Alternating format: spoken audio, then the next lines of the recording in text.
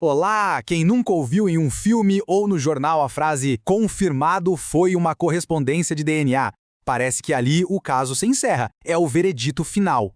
Mas o que exatamente isso significa cientificamente falando? Hoje a gente vai mergulhar na ciência e na estatística que estão por trás de uma evidência de DNA. É uma ideia impressionante, não é? Pensar que um vestígio minúsculo, invisível ao olho nu, pode desvendar um crime parece coisa de ficção científica. Mas olha, não tem mágica nenhuma aqui. O que existe é um processo super meticuloso que une biologia com o poder da probabilidade. Vamos entender como isso funciona passo a passo. Bem, e o ponto de partida, como era de se esperar, é a cena do crime. É lá que um vestígio biológico é coletado. Pode ser uma gota de sangue, saliva, um fio de cabelo. A partir daí, a lógica fundamental da análise forense começa a rodar. No fundo, todo o processo se resume a uma palavra: comparação. É um trabalho minucioso de colocar uma coisa ao lado da outra. De um lado está o perfil de DNA extraído da evidência. Do outro, o perfil de DNA de uma amostra de referência, que geralmente vem de um suspeito. O grande objetivo do laboratório é ver se esses dois perfis se encaixam. Agora, o interessante é que o resultado dessa comparação não é sempre um simples sim ou não. Não é tão preto no branco assim. O primeiro passo crítico para o cientista forense é conseguir classificar o resultado em uma de 3 categorias possíveis. E são essas aqui. A primeira é a inclusão, que é o que a gente costuma chamar de match ou compatibilidade. A segunda é a exclusão, quando fica claro que os perfis são diferentes. E a terceira é o resultado inconclusivo, que pode acontecer se a amostra estiver muito degradada ou for uma mistura de DNA de várias pessoas, sabe? Aí não dá para ter certeza. E atenção aqui porque este ponto é crucial. A exclusão é uma afirmação categórica. Os perfis são diferentes, fim de papo. Já a inclusão, aí a conversa é outra. Ela é uma afirmação de consistência. O laudo não diz esse DNA é do suspeito, mas sim que o perfil dele é consistente com a amostra e, por isso, ele não pode ser excluído. É uma nuance sutil, mas que muda tudo. Para entender o peso real de uma inclusão, a gente precisa chamar a matemática para a conversa. Beleza. Então, o laboratório chegou a uma inclusão. A pergunta que fica é, e daí? O quão significativo é isso? O quão raro é esse perfil de DNA que deu match? É exatamente aqui que a matemática entra para turbinar a biologia. E o nome do jogo aqui é Probabilidade de Correspondência Aleatória, ou RMP, na sigla em inglês. Basicamente, ela responde a uma pergunta bem direta. Se a gente pegasse uma pessoa qualquer na rua, qual seria a chance dela ter exatamente esse mesmo perfil de DNA? Para calcular isso, o processo é feito em etapas.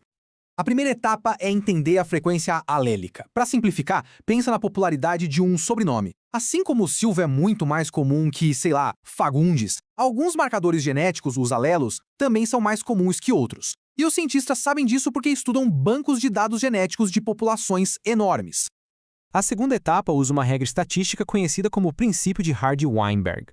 Tendo a frequência de cada alelo separado, a gente consegue prever qual a probabilidade de uma pessoa ter um par específico desses alelos em um local do genoma.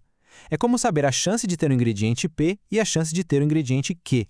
Esse princípio dá a fórmula para calcular a chance de ter a receita P mais Q.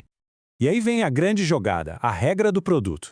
Os cientistas não analisam um lugar só do DNA. Eles olham vários pontos específicos, chamados locus. E esses locus são escolhidos porque são independentes uns dos outros. É que nem jogar um dado. A chance de tirar 6 na primeira jogada não afeta em nada a segunda. Para saber a chance de tirar 2 6 seguidos, a gente multiplica as probabilidades. Com o DNA, o raciocínio é o mesmo. Vamos ver isso na prática, num exemplo bem simples. Imagina que foram analisados 3 locus. Usando os princípios que a gente acabou de ver, foi calculada a frequência de cada genótipo. Daí é só aplicar a regra do produto. Multiplica-se a primeira frequência pela segunda, pela terceira, ou seja, 0,75 vezes 0,04 vezes 0,15. E isso nos dá uma probabilidade de correspondência aleatória de mais ou menos 1 em 2222. Isso quer dizer que, mesmo nesse perfil super simples, de só 3 locus, a gente já esperaria que só uma a cada mais de 2.000 pessoas tivesse ele por acaso. Já é bem raro, né? Mas se prepara, porque os testes de hoje vão muito, mas muito além. E aqui está o pulo do gato. Aquele exemplo era com 3 locus. Os testes atuais usam 20 ou mais.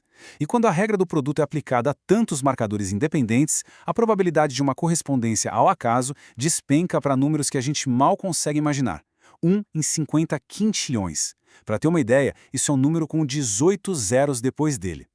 A chance de outra pessoa no planeta ter o mesmo perfil genético por pura coincidência é, na prática, zero. E para ter ainda mais certeza, os cientistas ainda aplicam uma correção estatística, chamada de correção θ. É como um ajuste de segurança, para garantir que os cálculos sejam ainda mais conservadores, levando em conta que em populações pequenas as pessoas podem ser mais aparentadas. Isso deixa a estatística final ainda mais forte e confiável. Ok, até agora a gente falou da comparação do DNA da cena do crime com o de um suspeito. Mas e quando não existe suspeito? Se a polícia só tiver a amostra da cena e mais nada?